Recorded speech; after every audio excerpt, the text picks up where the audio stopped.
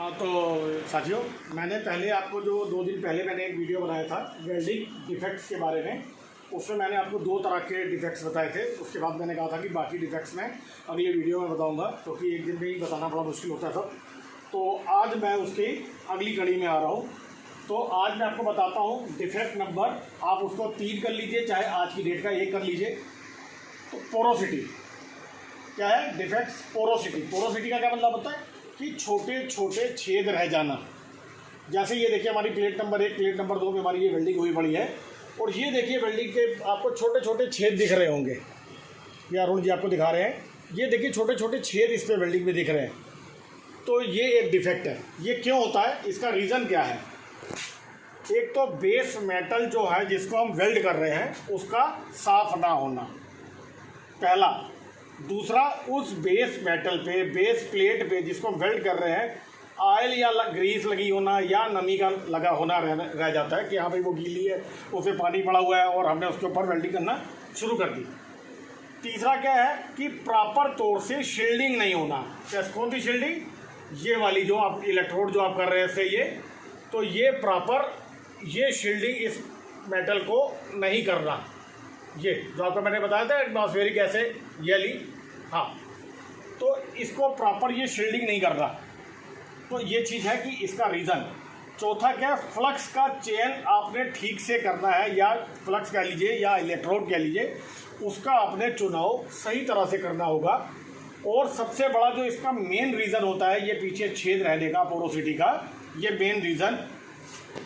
जैसे एटमॉस्फेयर में जो गैसेस होती हैं, कार्बन, हाइड्रोजन, नाइट्रोजन, तो जो ये हम लोग ये वेल्डिंग कर रहे हैं, ये वेल्डिंग पूल है, ये हमारा मेल्टिंग पूल, क्योंकि ये पिघला हुआ है, ये मेल्टिंग पूल, इसके अंदर ये गैसेस रह जाती हैं। अगर ये प्रॉपर शील्डिंग नहीं होगी हमारी, इसको कवर नहीं करेगा, तो ये कहीं ना कहीं से ये हमारी ये गैसेस अंदर तक आ जाएगी, यहाँ तक इसके पास। अगर ये प्रॉपर हमारी शील्डिंग नहीं हो रही है तो एटमॉस्फेरिक गैसें ये हमारी अंदर आ जाएगी। देख रहे फिगर आप, ये अंदर आ गई। अब हमारा क्या हुआ, ये शील्डिंग प्रॉपर तौर से नहीं हुई, तो ये एटमॉस्फेरिक गैसें हैं, जो एटमॉस्फेरिक गैसें, ये गैसें ये अंदर आ जाएगी। तो अंदर आने का क्या मतलब है, ये मेल्टिंग पूल के अंदर ये गैसें हमारी ये अंदर रह जाती हैं। ये जैसे छोटे छोटे छेद के रूप में दिख रही है, ये इसके अंदर रह जाएगी। तो जैसे ही ये अंदर रह जाती है, जब ये हमारा मेल्टिंग पूल, जब ये ठंडा होता है, क्या है ये वाला जो मेल्टिंग पूल जो है हमारा, जब ये ठंडा होता है तो क्या होता है, ये जो गैसें हैं जो ये ठंडे हैं, तो ये बाहर निकलती है। जब ये इससे, जैसे ये तो अभी अंदर आ रही है, ये देखिए ये एरो बन रहा है, जो ये गैसें अंदर आ रही है, ठीक है। अब ये जब ठंडा हो जाएगा, ठंडा होने पर ये गैसें फिर बाहर निकलती है, ठीक है। ये जो अभी अंदर आ रही थी ये गैसें, अब वो बाहर निकलना शुरू होगी।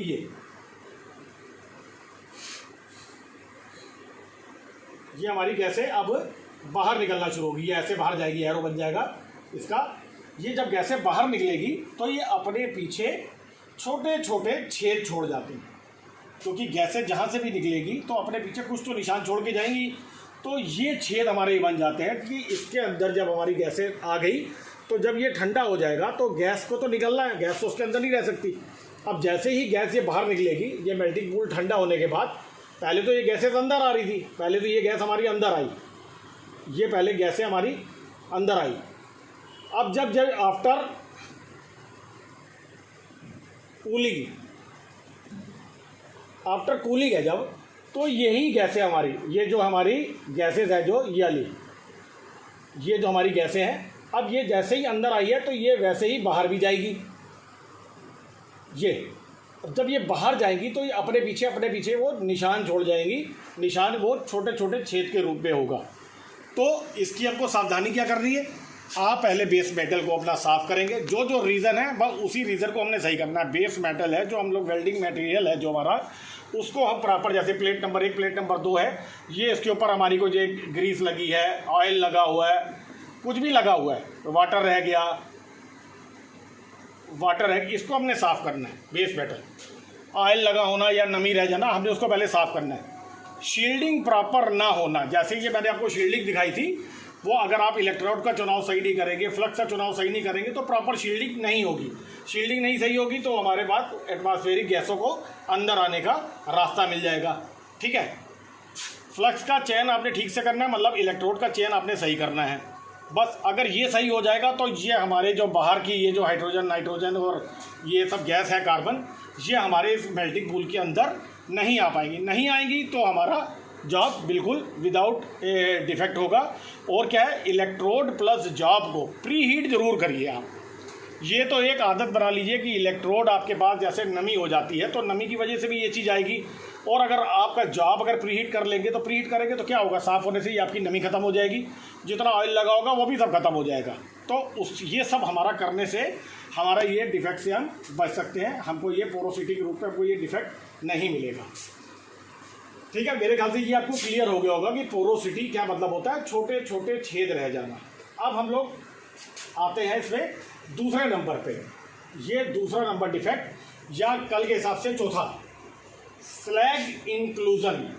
स्लैग का मतलब क्या होता है, फ्लक्स। जो हमने आपको दिखाया था जो वेल्डिंग में, ये जो आपका जो इलेक्ट्रोड थी, जो इसके ऊपर ये जो वेल्ड है, ये जो इसको कवर कर लेता है ऊपर से पूरा स्लैग, फ्लक्स, ये वो स्लैग के रूप में आ जाता है जब वेल्डिंग के ऊपर ये हमारा, जब जिसको हमने देखा था चिपिंग करते हम लोग, वो स्लैग के रूप में रह जाता है। तो क्या है, मेल्टिंग पूल में फ्लक्स का रह जाना या ऑक्साइड अंदर रह जाना।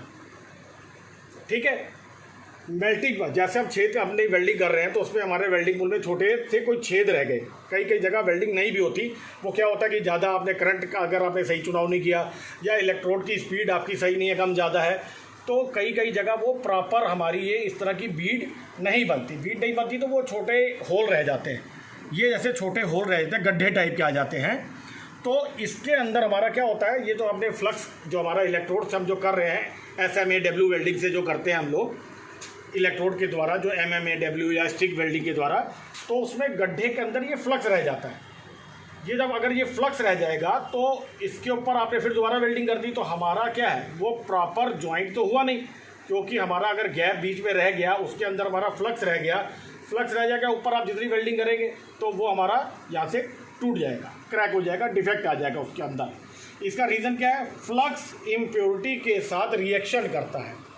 ये जो फ्लक्स होगा, ये जो ऑक्साइड अंदर रह जाते हैं, जो गैसेस अगर मान लो रह गई अंदर, कुछ भी हो गया, कोई भी नमी है, कुछ भी यहाँ पे डिफेक्ट है, उसकी नमी, ग्रीस, तेल, इसके साथ भी प्रॉब्लम है, अगर ये रह गया तो ये फ्लक्स जो हमारा है इसके साथ बैठ के रिएक्शन करता है। फ्लक्स जो है इम्प्योरिटी के साथ, जैसे ऑक्साइड के रूप में इम्प्योरिटी है हमारे पास, तो फ्लक्स क्या होगा, इसके साथ रिएक्शन करेगा। तो उससे क्या होगा, प्रिवेंशन हमको क्या करना है, उसका बचाव क्या करना है, इलेक्ट्रोड प्री हीट होना चाहिए। जो भी आप वेल्डिंग इलेक्ट्रोड लेंगे उसको प्रॉपर हीट होना चाहिए पहले। प्री हीट का मतलब वेल्डिंग करने से पहले उसको आप प्री हीट कर लीजिए। दूसरा क्या है, sufficient amount of heat transfer, मतलब आपको पूरी उसकी क्षमता के हिसाब से ही उसको हीट देनी है। अपने इलेक्ट्रोड का करंट आप सही रखेंगे तो हमने उसको प्रॉपर हीट उसको अच्छी मिलेगी, तो उसका हमको ख्याल रखना है। तीसरा है, आर्क की स्पीड अधिक नहीं होनी चाहिए। अब ये आप जो वेल्डिंग कर रहे हैं, आप इलेक्ट्रोड है उसको जल्दी जल्दी लेके भागेंगे अगर, तो हमारे पास ये डिफेक्ट भी हो जाएगा। उसकी स्पीड भी प्रॉपर होनी चाहिए। आप जब आएंगे तो आपको मैं ये बीड ऐसे बना रहे, जैसे एक वेल्डिंग करते हुए जा रही है, ये बीड बनती जा रही है, ये छोटी छोटी जैसे एक के ऊपर एक लाइन करते हुए बीड बनती है, वेल्डिंग बीड कहते हैं इसको। ये आपको प्रॉपर तरह से करेंगे, तो जब ये प्रॉपर तौर से करेंगे तो आपको आर्क की स्पीड भी आपकी सही हो जाएगी। प्रॉपर चौथा क्या है इसका है, प्रिवेंशन क्या है, इसको बचाव क्या है, प्रॉपर चिपिंग होनी चाहिए। चिपिंग जो आपको अरुण जी ने दिखाया था कि चिपिंग हैमर से वो फ्लक्स को उतार रहे थे, तो उस प्रोसेस को क्या कहते हैं, चिपिंग करना। वो जो उसके हाथ में था वो चिपिंग हैमर था। तो चिपिंग हैमर के द्वारा प्रॉपर चिपिंग करके इसके अंदर जो स्लैग रह गया है, जो फ्लक्स रह गया है, उसको हमने प्रॉपर चिपिंग करके निकालना है। अब चिपिंग करने के कई तरीके हो सकते हैं। आपने चिपिंग कर लिया या आपने उसको ग्राइंड कर दिया। ग्राइंड कर दिया किसके द्वारा, ग्राइंडर के द्वारा।